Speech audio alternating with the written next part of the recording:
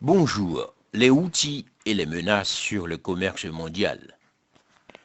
Le faible a une capacité de nuisance qu'ignore ou banalise le puissant. C'est cette leçon en relations internationales que rappellent les attaques renouvelées des outils contre des navires marchands en mer Rouge. Le sujet est loin d'être banal, il est au cœur du commerce mondial. En effet, la mer Rouge représente une zone stratégique pour la navigation maritime. 40% du commerce mondial y passe. La mer Rouge est également une région stratégique pour le commerce mondial, large au plus de 350 km environ. Elle relie l'Afrique et l'Asie. Des porte-conteneurs et pétroliers la sillonnent chaque jour pour approvisionner l'Europe notamment. Au nord, le canal de Suez, proche de l'Égypte. Au sud, il y a le détroit de Bab el-Mandeb qui sépare Djibouti et en face la pointe sud du Yémen. La mer Rouge est la voie maritime qui offre des avantages sérieux pour la navigation car elle est la plus courte pour atteindre la Méditerranée depuis l'Asie. Le passage alternatif vise alors à contourner l'Afrique. Ce serait un itinéraire supplémentaire long de quelques milliers de kilomètres pour éviter d'être la cible des outils. Tous les cargos ne sont pas dotés de moyens de se défendre, comme le sont les cargos chinois. Les autres sont livrés au danger que font courir les nouveaux pirates Houthis. Mais qui sont les Houthis? C'est un groupe originaire du Yémen qui contrôle un quart du pays. Composé de chiites depuis 2015, ces rebelles soutenus par l'Iran s'opposent à l'armée régulière yéménite qui est appuyée par les voisins saoudiens des Émiratis. Les Houthis sont des groupes armés soutenus par Téhéran, comme le Hamas palestinien ou le Hezbollah libanais, tous opposés à Israël. Mais ils ont une marge d'autonomie assez grande et décident de leur propre politique. Ce conflit aboutit à des millions de personnes qui ont été déplacées et des milliers d'autres qui sont morts. C'est une grave crise humanitaire, longtemps ignorée par les puissants et qui, par effet de boomerang, refait surface, ce qui illustre bien ce que le politologue français Bertrand Badi appelle l'impuissance de la puissance. C'est-à-dire, je cite, la nuisance met en échec la puissance, et la puissance ne pouvait que reposer que sur la force. La puissance devient impuissante, plus l'ennemi se détourne de la norme, plus la puissance perd de sa pertinence, nous explique Bertrand Badi. Les Houthis saisissent l'opportunité de cette guerre entre Israël et le Hamas pour faire pression sur leurs voisins de la péninsule arabique. L'Arabie saoudite dirige une coalition internationale appuyée par les États-Unis qui soutient le gouvernement central yéménite contre les rebelles. Or, l'Arabie saoudite souhaite terminer au plus vite ce conflit.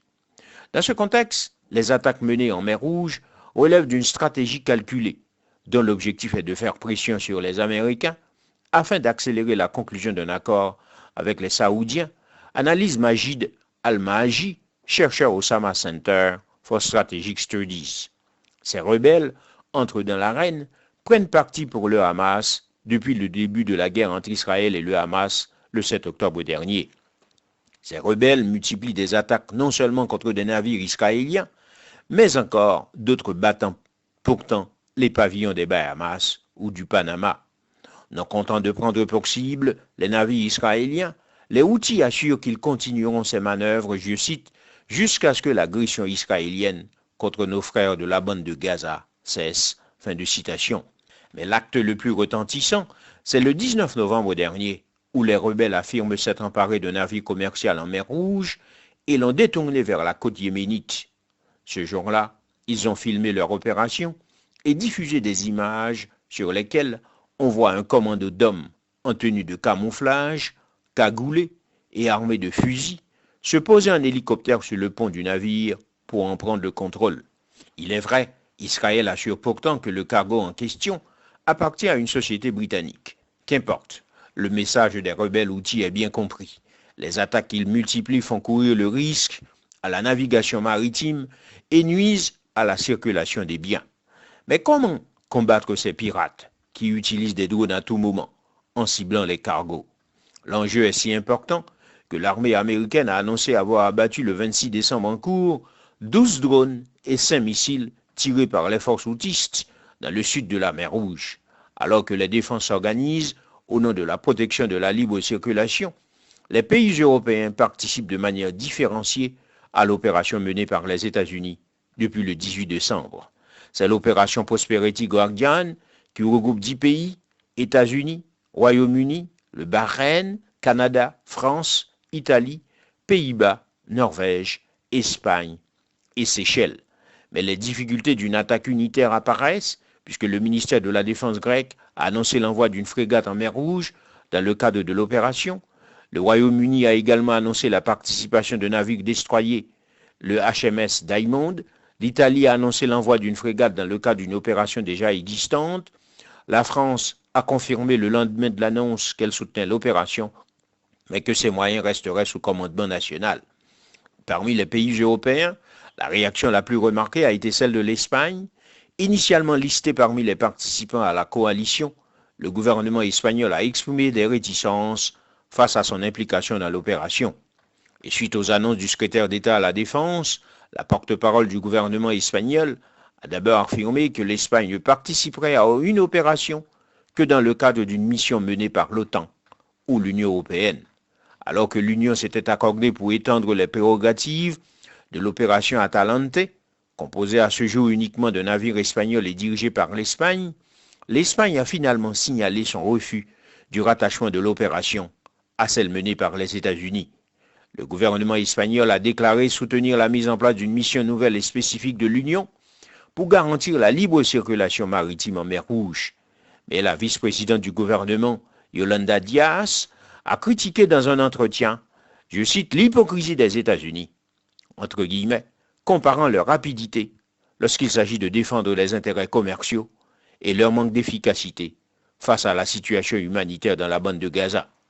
Entre-temps, les attaques des Houthis représentent de faibles dangers pour l'État d'Israël, mais pour le commerce mondial, les dangers sont loin d'être écartés. Peut-on avoir des militaires sur tous les cargos? Et là, on voit que la capacité de nuisance des Houthis ne pourrait être limitée que par des frappes ciblées qui viseraient à anéantir les ripostes des rebelles et stimuler les négociations en cours entre Saoudiens et Houthis en vue d'un accord de paix. Pour le moment, les Houthis ont gagné leur pari puisqu'ils arrivent à contraindre les puissants à se définir à eux-mêmes et acquérir ainsi un statut international à bon compte. Jacques Nézi, Radio Cosmos.